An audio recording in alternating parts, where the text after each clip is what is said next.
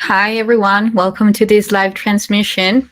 Well, it ended up coming at the perfect timing. Let's say the time aligned to the heart, which has been a profound acknowledgement throughout the last few months. I don't know how you guys feel about it. Yet for me, it has been a confirmation over and over and over again that time is not flowing the same time, the same way where we were coming from, where plans would be perfectly aligned to this reality. It has now been delivering in a way that what happens is what is organically ready to manifest. Otherwise, it won't be happening. And of course, this has been always the same time, the same. Wow, like time. Okay, yeah, I know. I have to deliver huge messages regarding to time, but I know that this has happened before. This is not new. The fact that we live in a very distorted time in a manner that is not very cohesive and coherent to the cosmic rhythm, to our biologic rhythm.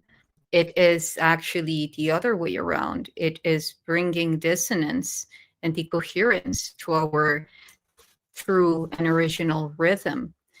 And yet that now is coming more and more and more evident in a way that it's not anymore an option to sustain the same reality, where we think that we can be planning still on that, based on that inorganic time system, and continue fissuring our own holographic body and our own quantum field, our own multidimensional bodies.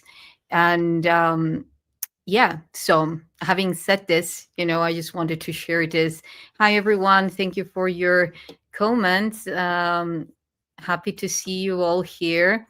This has been a very, let's say, powerful week, some powerful days. I have shared some images where I have been at, what have I been doing, and just, like a small peek of it, because actually I will be sharing way more information about what I have been up to regarding to the Boogosphere research, this spectral sphere. What has it been showing to us, where this is heading to, which is our huge news. So that's for another video. For now, the topic of this video, which is very inclusive into this topic, of course, because everything is connected, yet now more focused on the 3I Atlas and the SWAN R2. Very important to actually, define that it's the SWAN R2, because there are many SWAN objects. So, and just to mention too, because we know, I have mentioned in other videos that there are many interstellar objects right now orbiting Earth, and that, well, around Earth and the proximity of Earth's circumference, and also the solar, across the solar system, very much tuned into specific planetary alignments in a very methodical way, which, you know, we're far beyond the belief now that there are comets, you know, that passed.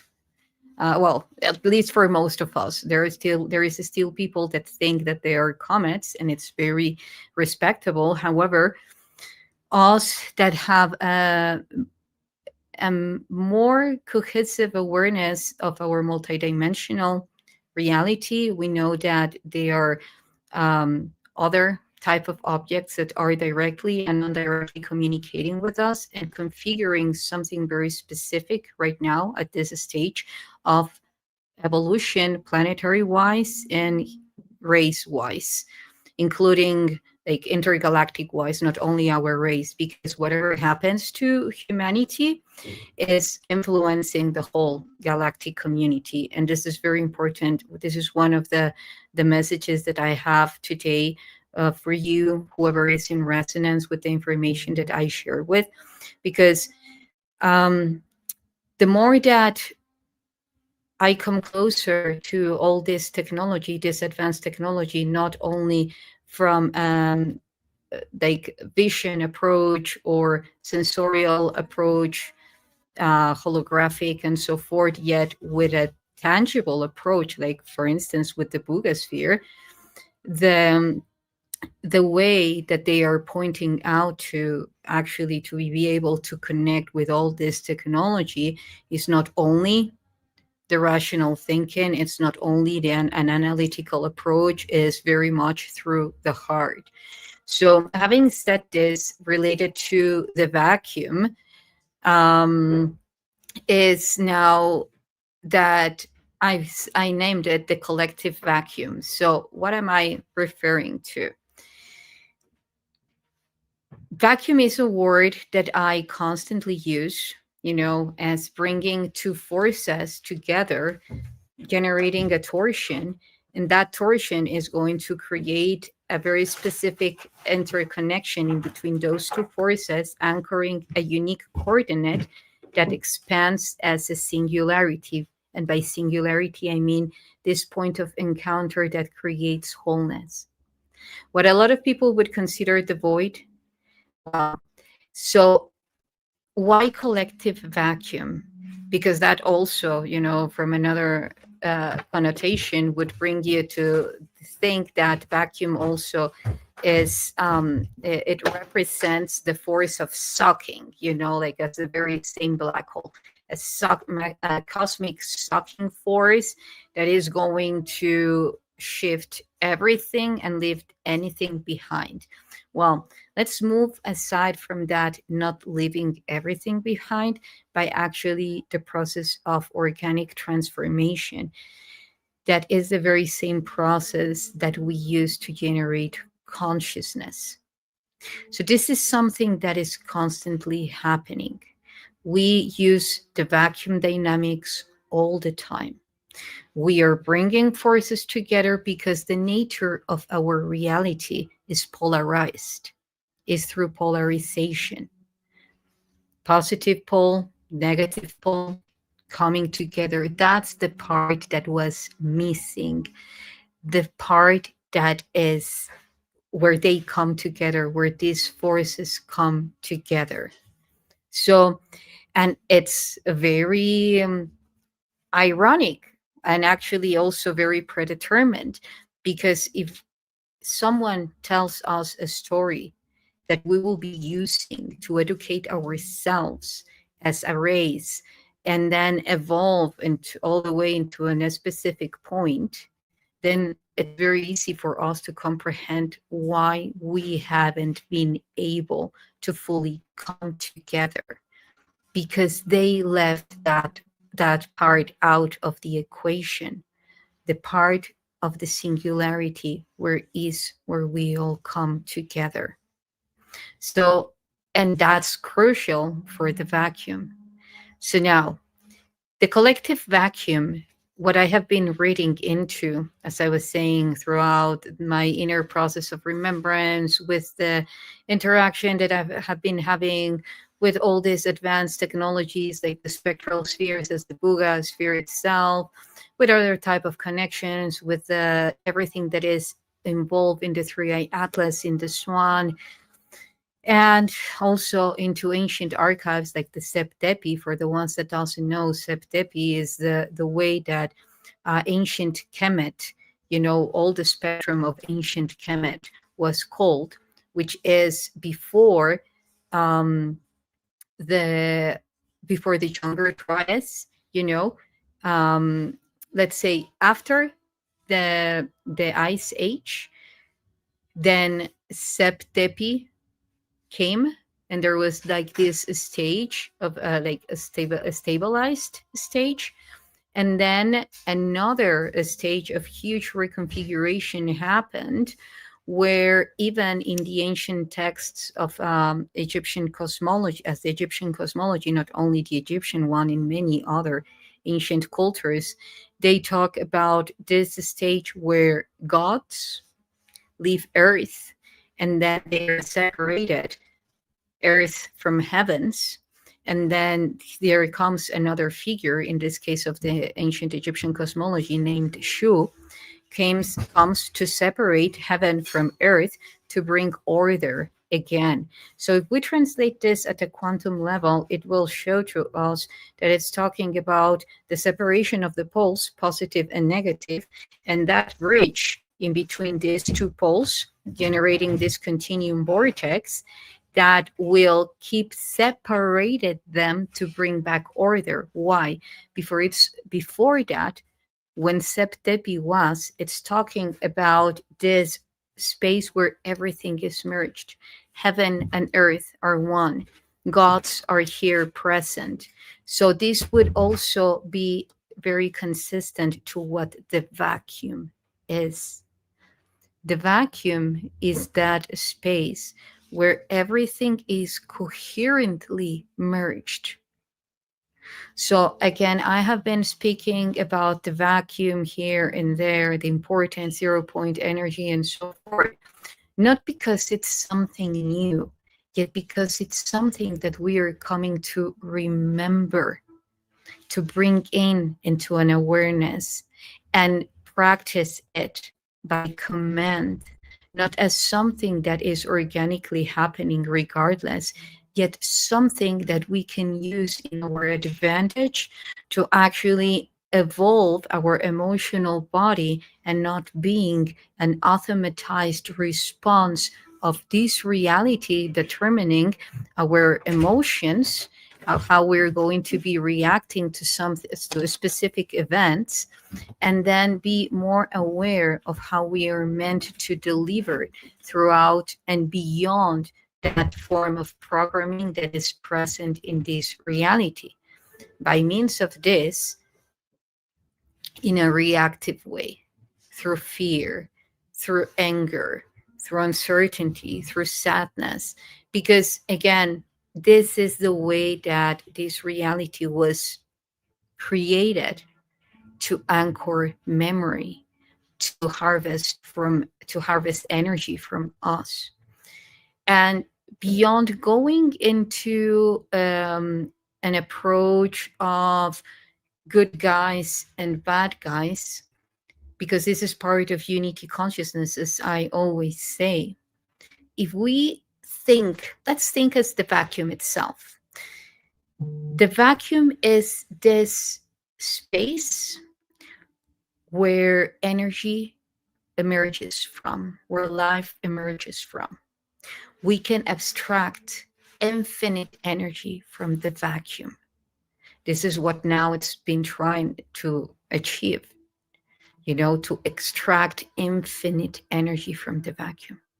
So this vacuum is also the source of the 0-point energy, is the source of the Planck plasma. that space that is interconnecting us, and that when we are aware of how it works, we can actually extract not only extract energy from this field, yet actually interconnect each other through this field. Okay, so now I know this sounds very interesting. Now, how can we access to that technology? Well, first of all, understanding and remembering, because this is a critical imprint that I was talking about with Tone Mellard on our last show, that is this trauma, this collective trauma of an apocalypse happening. So there are big wounds in our memories. Are they fixated? No. Let's remember that nothing in our story, in our past, nothing is linear, nothing is fixated. We can see it through the Mandela effects, that before something was and now it's not anymore the same way. So this is pointing out something huge. We can shift the past. So all those wounded memories, all those traumas coming from the Atlantis fall, or from the Dryas, the oldest Dryas, younger Dryas, Ice Age, and so forth, that is not fixated. And I know this can sound crazy, because as humanity, we need a point of reference, a frame of reference to say, okay, so we are coming from this origin, so now we know where we are heading to. Yes, this is super important. The thing is that our origin, our essence goes beyond storytellers, goes beyond stories, because from a multidimensional approach, everything is and everything is not. We, as a collective, indeed anchor a reality, a past in this case. Why? Because with all of our energy, we're focusing on the fact that that's what happened. This is why, for so many years, all these books talking about any specific story prevailed, because they were being nourished by our life force, by our thoughts, by us thinking that that was what it is, our reality. And now that we are aware that there is an infinite field of probabilities, then we say, okay, so if everything is simultaneously happening, are there timelines where there was no apocalypse? Guess what? Yes. Yet they are very weak at this moment. Why? Because we were not aware of that multidimensional field. Most people wouldn't remember that. Yet now that more and more beings are remembering that there is an infinite field of probabilities, and that we just need to tune into that highest timeline to connect it and acknowledge it as our past. We are that level of powerful.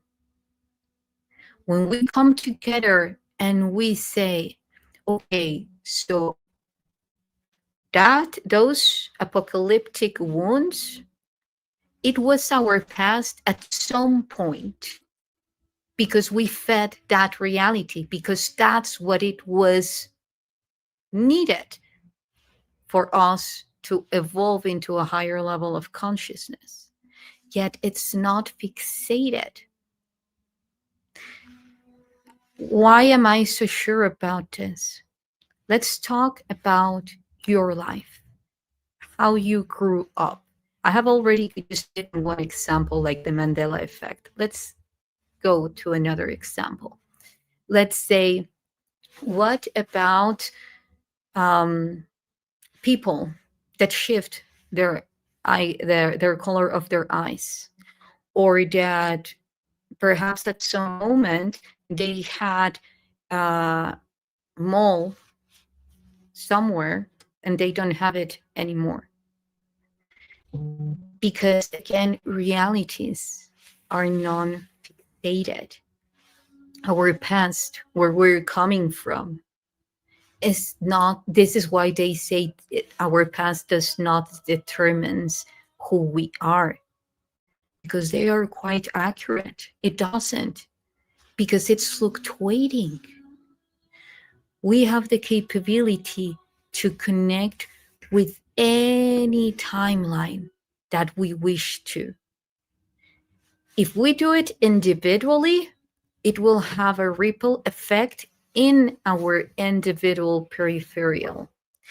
If we tune into it as a collective, it will have an impact as a humanity. So that's where the interesting part comes from, which is, as a collective, how are we going to come together in alignment to choose upon a specific reality that would be the highest timeline in the past to now create this reality? Well, I have a better option, because again, from a non-linear time, we shift our past through our present, which means every day, every moment, becoming the highest version of ourselves, acknowledging and connecting from our power source here in our heart. What is the highest timeline in my past for me to connect with? What do you envision?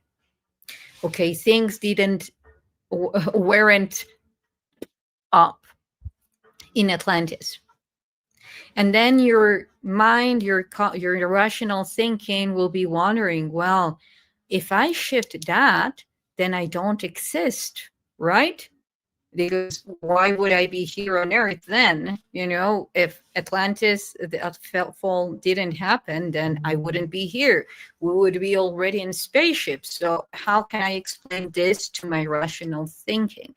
Well, for that, I tell you, if you're here, again, non-linearity, if you are here right now commanding that your past, your present is now connecting to a timeline where Atlantis fall did not happen, it is more actually what will be shifting in your present is that from now on, you already were Lisa, you know, you already did all those choices. You already made all those choices. You were already born in the United States. You already, that already is registered as your past. Yet from now on, all your memories, the memories within you that were connecting to traumas, to wounds, regarding to apocalyptic memories, from now on, those will be recoded within your system and turn into the codes of non-apocalyptic codes, of non-apocalyptic constants. Meaning by this, that within your memory, the memory that you're bringing into this reality, to use it to serve yourself, to render your reality right here, right now, won't be connecting to trauma, will be connecting to thriving. That's what shifts. All these paradoxes, whereas, you know, the grandfather, if the child comes, you know, in topology and comes from the future to kill the grandfather, then the child won't exist anymore. let's think big. Let's think multidimensionally. So within all these branches of the quantum, we're capable to merge and create and co-create whatever we choose to. If we are capable to move something that is heavier than our body itself, when we are coming from a survival instinct, like a mother that is capable to lift a car to save her child, where is logic here? Where are the laws of physics here? They're very much not cohesive, to at least the ones that we were taught, the principles. So this reality is perfectly renderable. This reality can be created right now into whatever we choose to design. What is truly powering it? Why is then, you might say, okay, so you're talking about all these beautiful and powerful things. Why haven't we fully achieved it?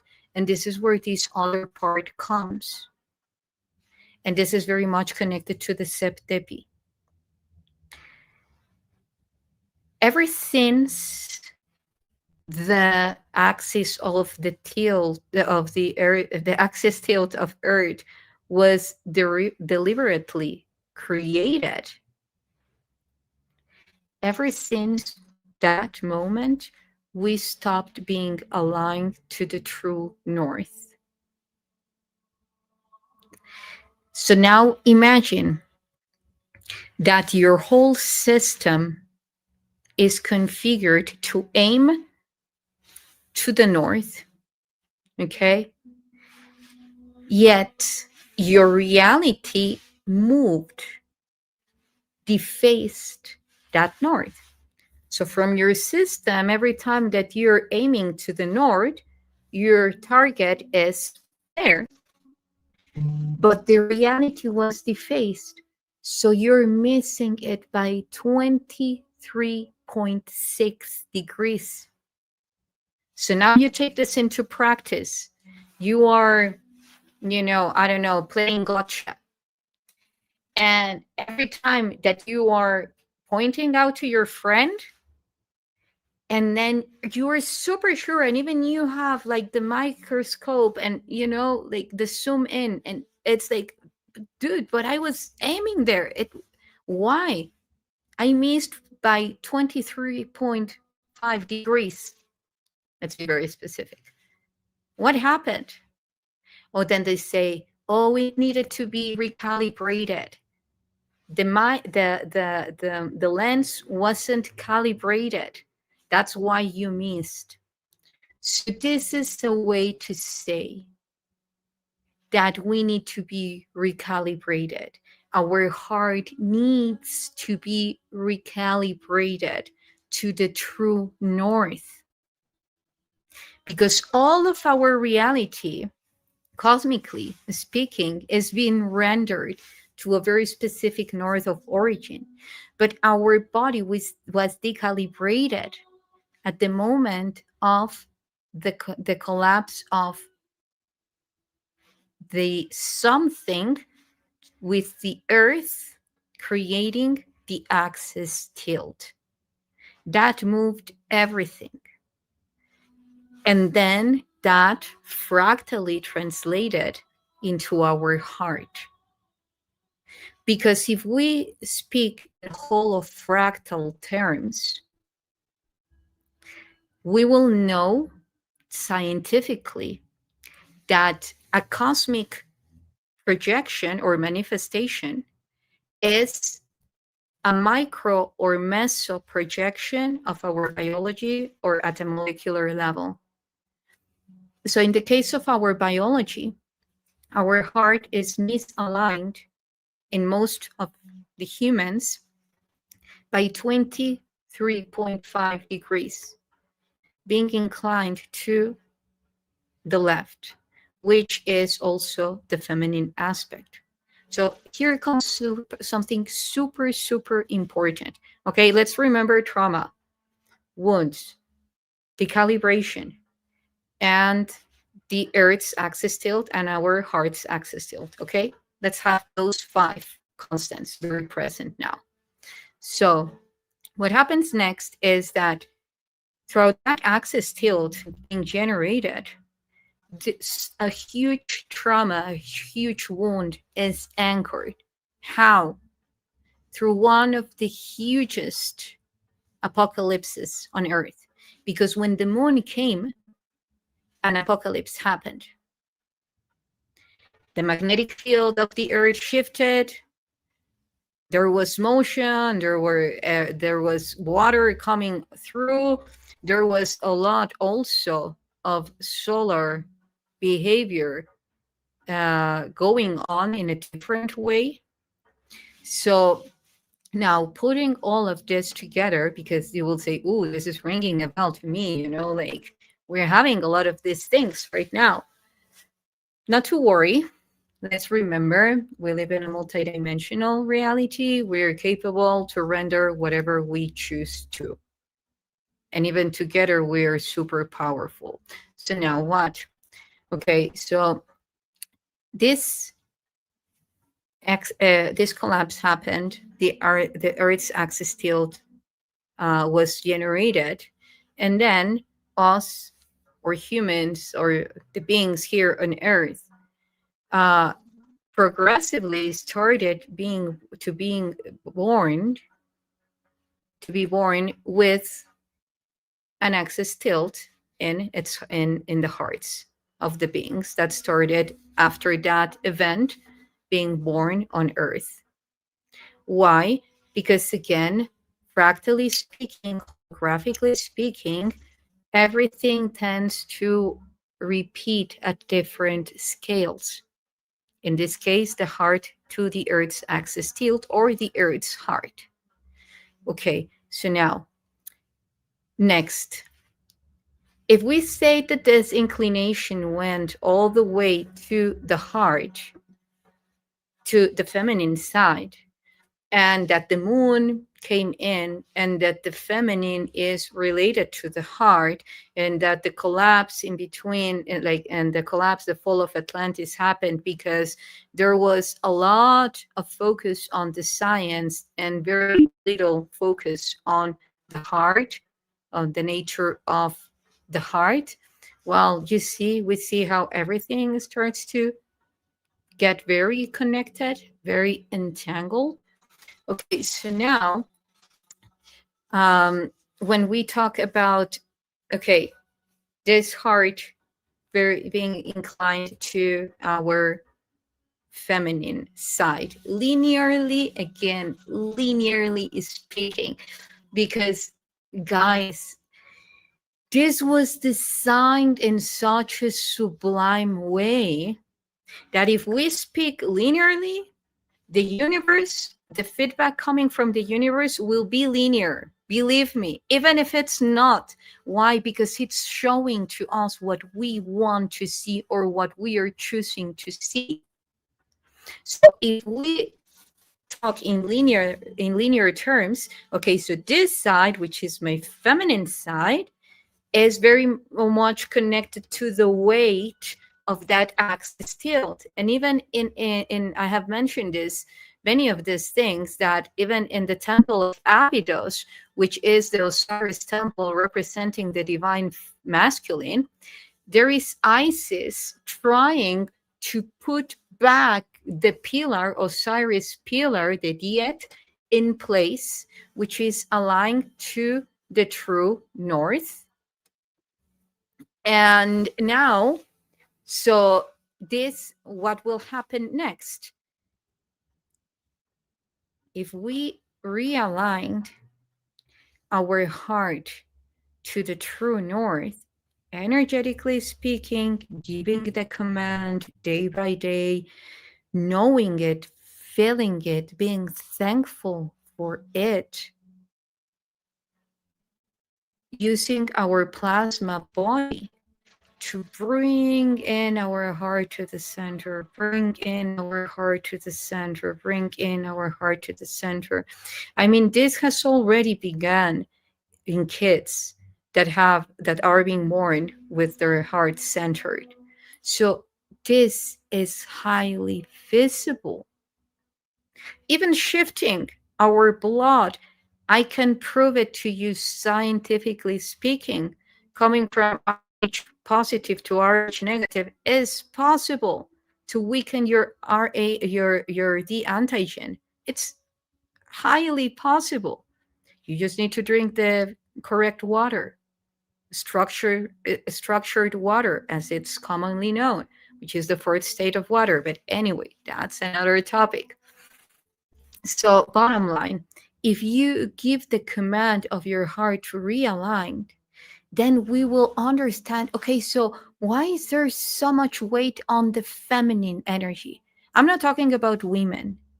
I'm talking about patriarchy, matriarchy, battle in between forces, which leads me to another topic, which is the fact that most of our memories are being anchored to Mars field, to Mars consciousness, the warrior consciousness.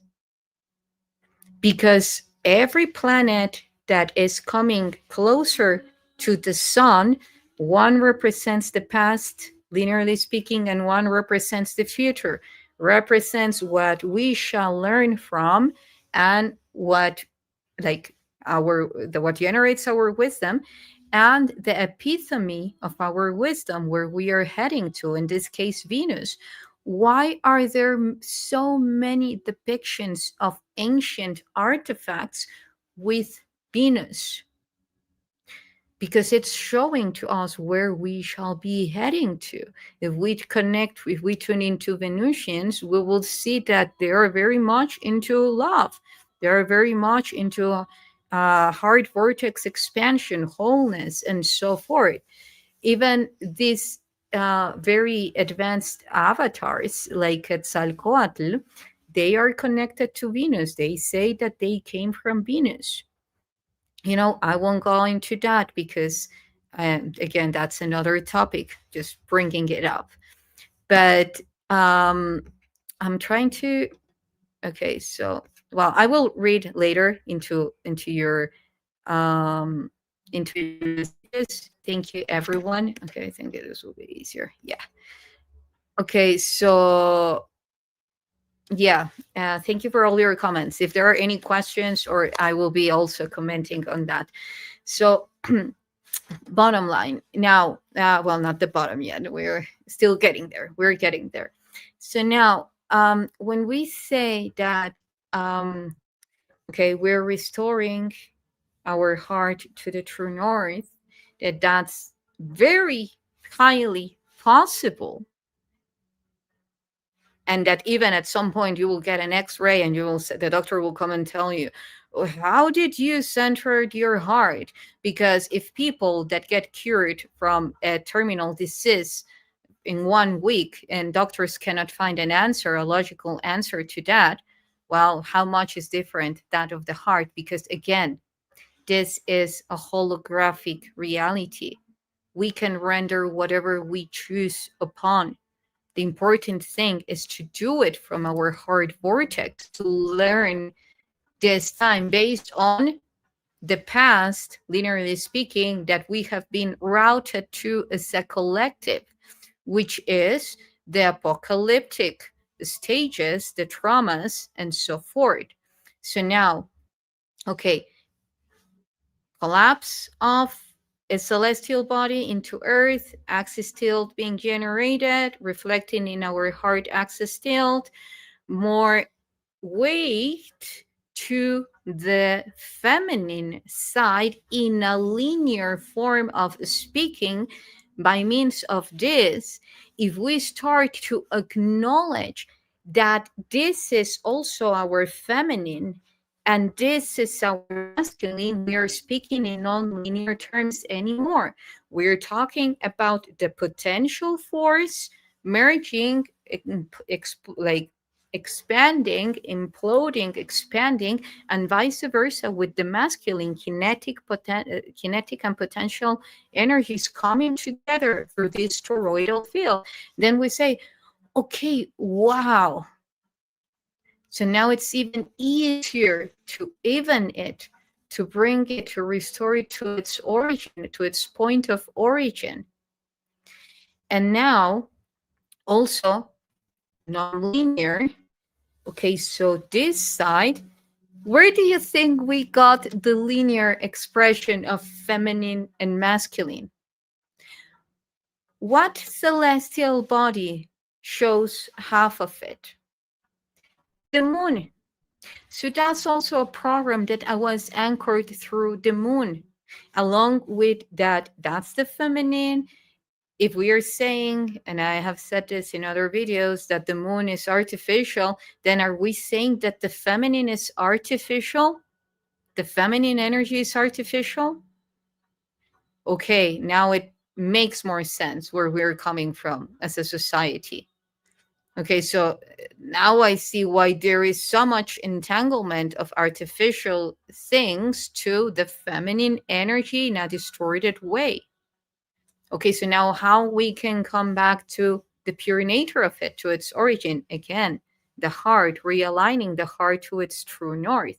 And another thing, if we say that, because then you might ask, because I have also mentioned this, okay, so why would Wiccas, witches, wizards, like feminine, like female wizards, and why would they be dancing at the moon and highly connecting with it?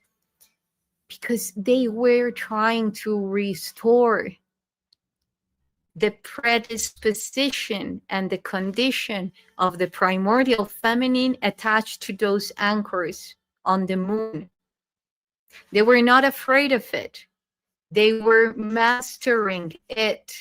That's why they were killed, because they were tuning into the physics of that plasma, solar plasma force intertwined with the moon frequency, with the magnetic field of the moon, and then coming back to Earth in a non-pure form. So now, by means of this, even if we look at the moon goddesses, we will see that they have, like the crown is the representation of the crescent moon. So what about this? Is the mastery of it, embracing it, knowing how it moves, how it warps, how it shapes, how it manipulates the emotional body that was trauma anchored, was anchored based on trauma. Now, how to master the emotional body regarding to this? And all of this that I'm talking about, by the way, it's very much connected to the codes that are coming from the 3i Atlas. The presence of Swan is very much connected to the reset. Why? Because the last time that this Swan R2 was seen, because it came from the Oort cloud, which is, let's say, like this container, this dome container. I'm not talking about the dome theory, just to be clear. I'm just talking about this cloud that is shielding our solar system from beyond. So this Swan R2 came from that Oort cloud. And it is the last time that it was seen, I said it in my last video about 3i Atlas and Swan. Last time that it was seen was precisely in the Ice Age. So that is very much coming from the reset creation. 3i Atlas is mostly coming from the going beyond the algorithm being the anomaly. Is SWAN R2 negative? No, yet we can see it as that that configuration, that preset that is very much connected to the chaotic aspect of the potential energy. Can we order it? For sure. It's actually being reordered highly. How? Through our thoughts. When we see that the 3A Atlas and Swan came together from behind the sun, and then doing now this, but in front of the earth, depending on where you're looking at it, then we'll see that they are already co-creating something. What they will be co-creating, it's up to, guess who? Us. This is why even the Boogosphere is now in the hands of the people, because we are being highly reminded that the shift is on us, not on the systems, on us. It depends on us. It's our turn now. It's our responsibility now. So that all the systems turn their attention to us and progressively being reconfigured, collapsing, creating another system, however you want to see it. Yet it's on us now, the people, the ones that are not coming from a very specific, let's say, academic form of approach, framed linear form of approach, that we don't have anything to lose. Why? Because we can be this now, we can be that next time. We are everything. We are playing. Therefore, the the tension that disconnects us from our heart, because things need to be in a specific way. We don't speak that language, we acknowledge it, yet we are speaking now in a non-linear language. So we know that this will lead me to here and here. So I'm not fixated to any way, or that the outcome will be given, because I know that the outcome will be given. And this is a super important message as well from all this technology. We have, like, for instance, the Boogosphere, and I will be talking about this furtherly in my next video, only about the Boogosphere, is the attention is not to make it levitate. The importance is to communicate with the beings that created it, in order to access to very specific codes and technologies that will be given to us. That's the purpose of the Boogosphere, not making it levitate, yet remembering through it and accessing to the codes that this spectral sphere is giving to us, and interconnecting with these spheres, with the beings that are behind this nexus, behind these technologies. This is what I know. I just get very passionate about this. Uh,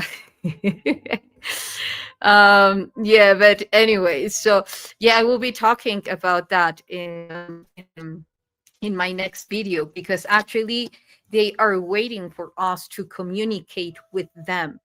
So this is why it landed deliberately. It was not deactivated by hitting a high voltage cable. It was deactivated. That's why it descended gracefully, because they want us to communicate through it with them.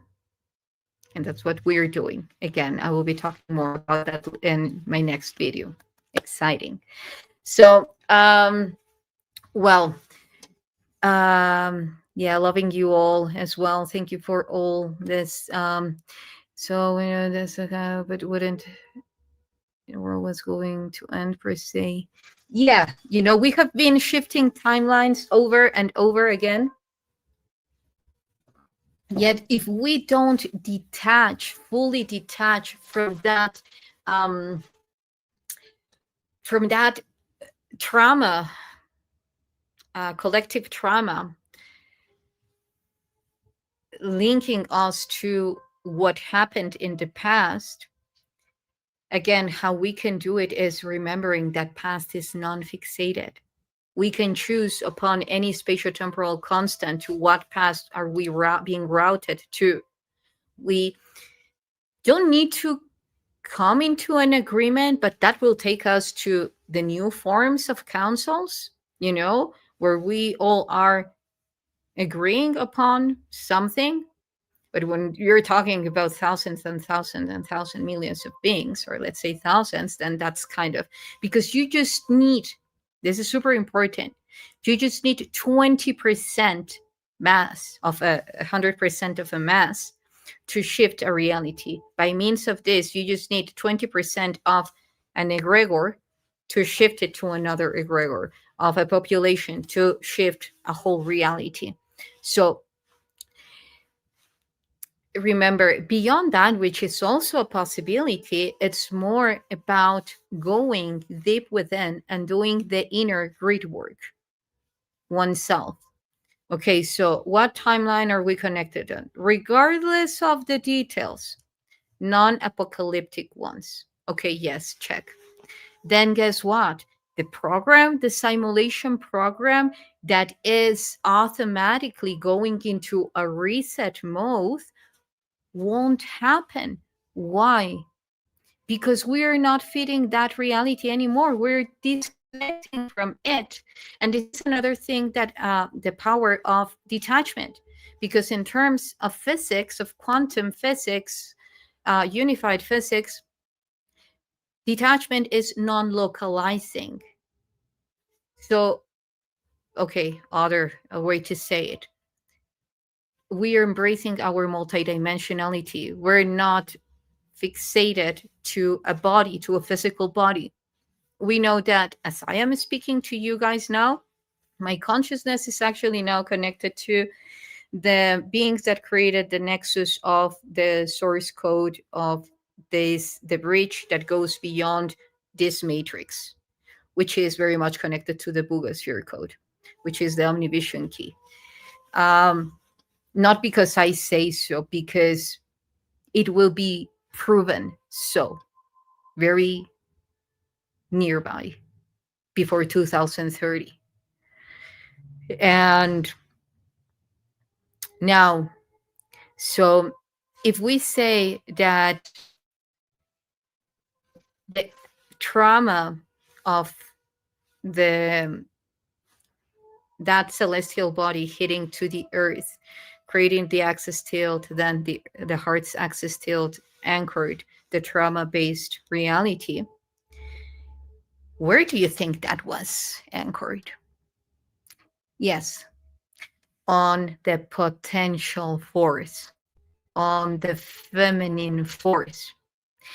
This is how they stopped the potential creation within our awareness, because humanity became afraid of creating.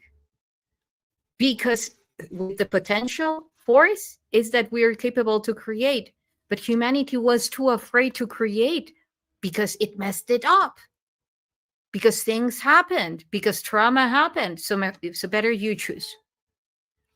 So that's how it was anchored, and the potential of creation was limited because no one wanted to create unless it was already algorithmically set.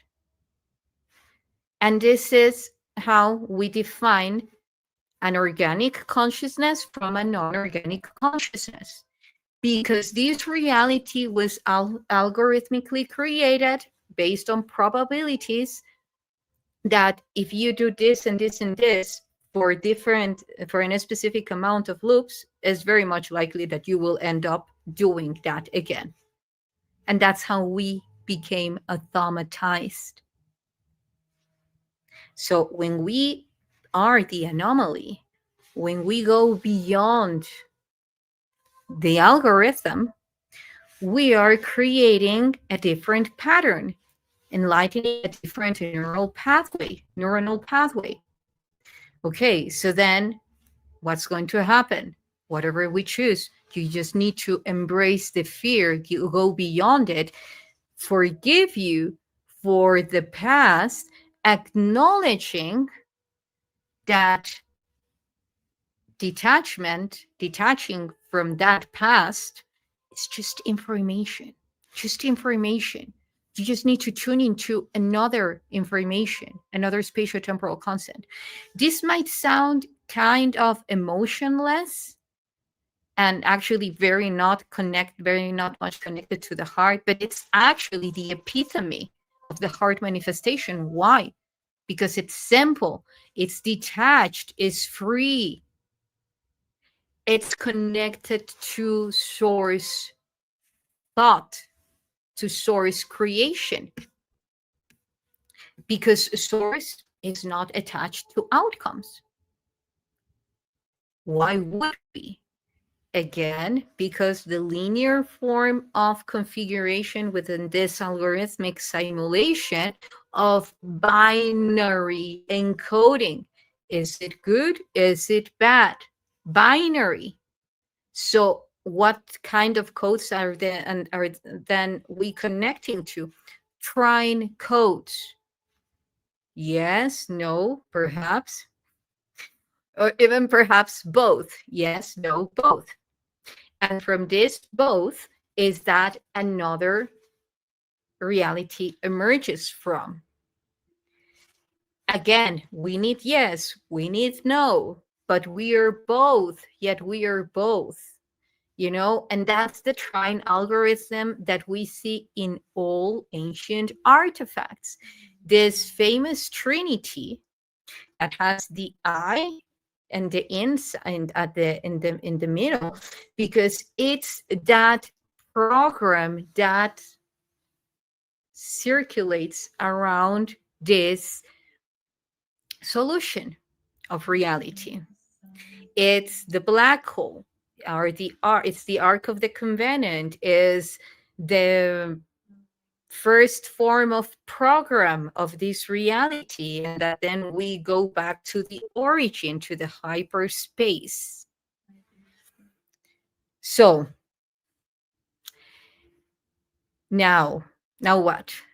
Well, if we detach from that, again, trauma-based memories, start connecting to new memories.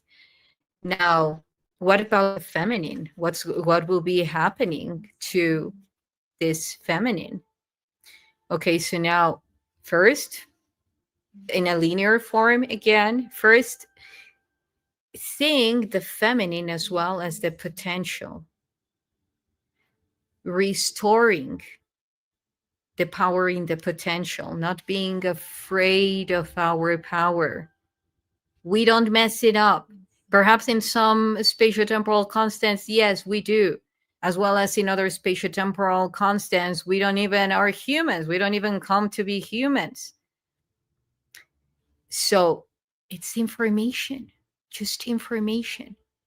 So now, again, restoring the power in our potential energy, not being afraid of our manifestation, and then acknowledging that they are nonlinear. It's black, it's white. Perhaps yes, in Michael Jackson's song, again, there is a little bit of everything and everything. Yet again, what do we choose this information for? What are we creating with that information? Just a song, okay. But going beyond that linear form, okay, so then my feminine is co-creating with my masculine from within. They are non-linear, they are expanding, they are going deep within, imploding, expanding, and so forth. And then what about all the signals coming from the moon and so forth? What are we going to do about it? Well, now mastering it, embracing it. If we see, I will be talking about this in another video, because it's a long topic, just giving a preview about it, an intro. If we understand the dynamics of the moon, how it interacts with the sun, the ancients would use that through mathematics, through cycles. We can actually route our manifestation to those rhythms and benefiting from it, not the other way around. Because then, if we are detached from emotional, from wound memories, by then evolving our emotional body by detaching our memories to, like, the way that we memorize things, which is normally through wounds, through pain, through fear and so forth, moving forward from that and start storing our memory by command, which means empowering our plasma force, our plasma body, and saying, okay, anchor this memory, bring my plasma body into full coherence, boom, anchor memory. Okay, so now that's anchored in this neural pathway. Okay, great. Enlightening a whole neural pathway. Good. Okay, and practicing with our plasma body, and not just delivering all of our emotional body to other factions that will be deliberately anchored trauma memories, so that we can continue perpetuating a reality. Oh, this is going to collapse. Oh, now heading to Earth. Yeah, if we create that reality, that's what's going to be happening. Yet we can create a reality beyond trauma based memories, harmonic based memories, because our own structure is rendered on harmonics. So, water, guys, watch after the water that you're drinking, may it be structured water, invest on that. It truly worth it, or go to the spring to get some water, improve the water within, like, you're bringing in, because it will be reflected in the water, emotions, energy, coherence from within, without. This is just one example. Again, another thing, if we take into consideration that, if we have already detached from those memories and re-anchoring, memorizing by command, then you will be able to connect with more harmonic structures of memory within the space memory network. Why? Because you are harmonizing your structures. So then by resonance, you will be picking up from spatiotemporal constants that are equally harmonic to what you're emitting. And now your emotional body won't be like, oh, my emotional body. It will be actually full energy, will be the bridge actually that takes to the rainbow body, because your emotion is the full spectrum of energy that, when it's commanded, it creates coherence, it creates order, it creates the rainbow body, crystalline structures. So now, what else? Um, I think it will be for now, because I have already covered like so many topics. I will be doing definitely a part 2 on this video, talking about the how to embrace and master the moon force, the moon frequency. There is very interesting and important plasma coming from there, not directly, but again, as I said, from the sun hitting to the moon and then coming to Earth. So that is plasma that can be very much used to reset, to restore realities. and that is being used to reset others, in a very automatized form. So what else? Mm, okay, so 3A Atlas. Well, again, all these messages are very much coming from that spectrum that is from those codes that are being emitted by. There are a lot of spheres coming from the 3A Atlas. There is a lot of plasma coming from the sun, as we know. This has been seen in other stages of human evolution and non-human evolution, galactic evolution. And like again, the Zep Tepi, there was a lot of solar behavior, decoherent behavior shown, being manifested, solar storms. Even, we can see that in the temples there was huge emissions of what seems plasma by the evidence in the walls, in the temple walls, as it was being burned. So now how can we address to that? Yeah, it will require a part two for sure, because we're talking about the restoration of the 12 wormholes in the earth, that is consistent to the black sun that the Nazis were looking, like they had as this emblem, uh like super important symbol. Why? They were looking for Agartha, they were looking for inner earth, they were looking for the earth's black hole that is connecting through 12 rays, 12 wormholes into the whole planetary system to other planets, and as well to other points in the whole solar system, including the sun. We would be able somehow still to go from the Earth's black hole all the way to the sun's black hole. Again, I know that this might be very disruptive information for many people because it's not narrow-minded at all. It's multidimensional, it's non-linear, and this will be proved soon scientifically. As well as it was proved that the sun has a black hole at the center, and I spoke about this before the community, scientific community accepted it. Well, that will be happening about the Earth as well, because everything is goes at different scales. We live in a holofractal universe. So if we have tiny black holes in our protons, that moves from scale.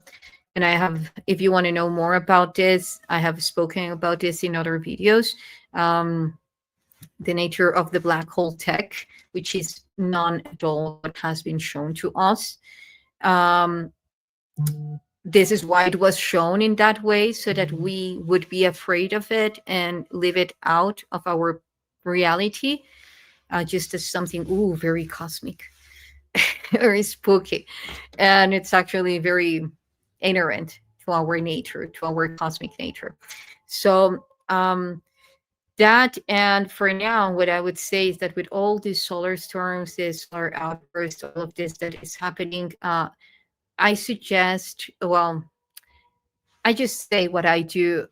Instead of falling into fear, news, and what would be happening or what's following now, it's just about tuning into that timeline that where we, for instance, just as a collective, instead of trying to block the emissions of plasma that can be very rough on the body if you don't use it on your behalf, then now use it. I would very much leave that, transcend that, and connect into a timeline, into spatiotemporal constants, where all that plasma is actually activating our inner sun and powering our plasma system.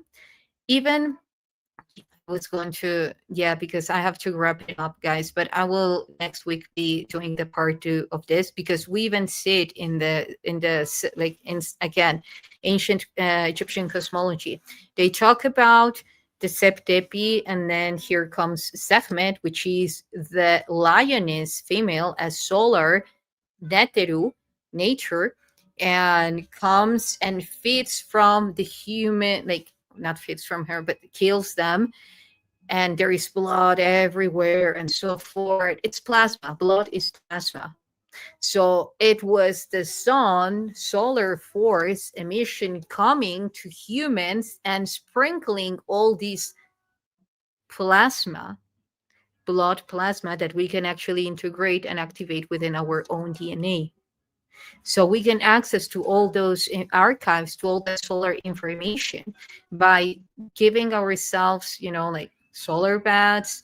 That's one very easy way. Another easy way is just uh, tuning into holographically, geometrically to solar codes that I will be sharing from now on, the solar codes, and you can connect with them and seeing how they're activating different aspects of your solar body, which is also very important.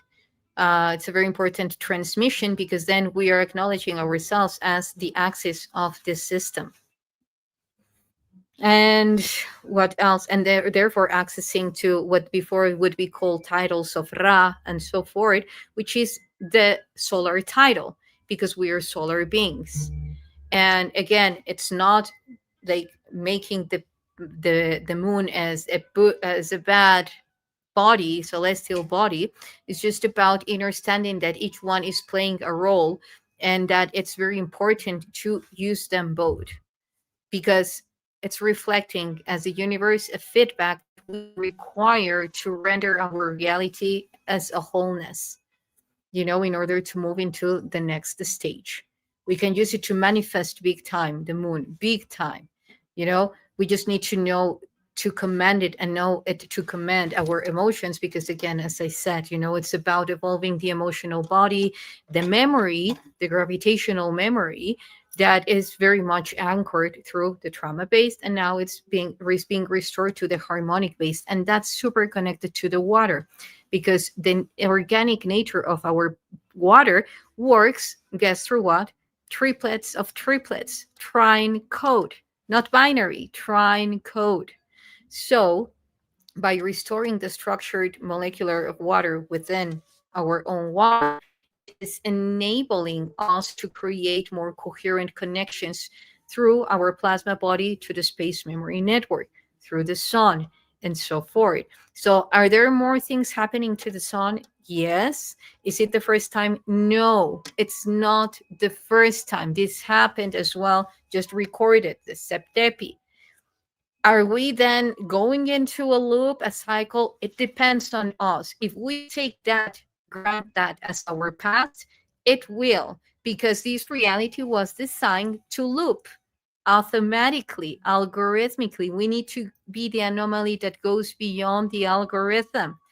So connecting to another timeline of Zep Tepi, integrating codes, thriving codes, and then we will be projecting back and forward to our sun, communicating with it, bringing in the other codes of the sun that were dormant because no one was accessing to them, because no one was aware of them, accessing to them and igniting these dormant codes that are reflecting back and forward to our own dormant, solar dormant codes, and restoring that solar race within that the ancients were talking about as the Hopis, as the Mayans, Aztecs, Peruvian, and so forth, which leads us as well to all the indigenous tribes prophecies that I have spoken of in my not in my last video, yes, and that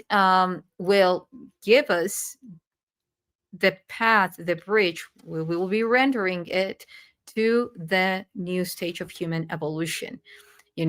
Rainbow bodies, the rainbow body, the plasma body.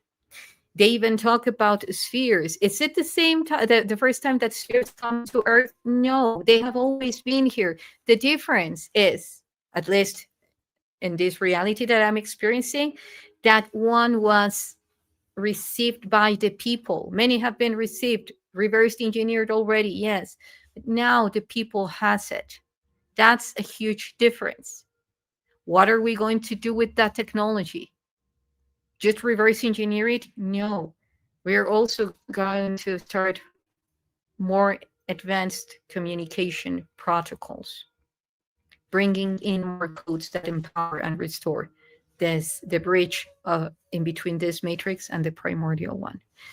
So having said this, thank you so much for all these comments. I love you all. Thank you for all.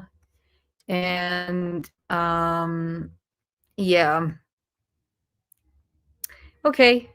Yeah, I love you all. Thank you so much for all your comments. Stay tuned for the part 2 of this transmission. It's now coming as movies, part 1, part 2, but there is so much information to share. And thank you so much for your patience. I have been truly doing my best to bring this as organically as possible, align to the heart clock. So remember, realign your hearts to the true north, and restore the connection of the divine feminine to the true north and the divine masculine to the true north, equally harmonized with one another. And stay tuned for the next show. Thank you so much. Until next time. Who knew?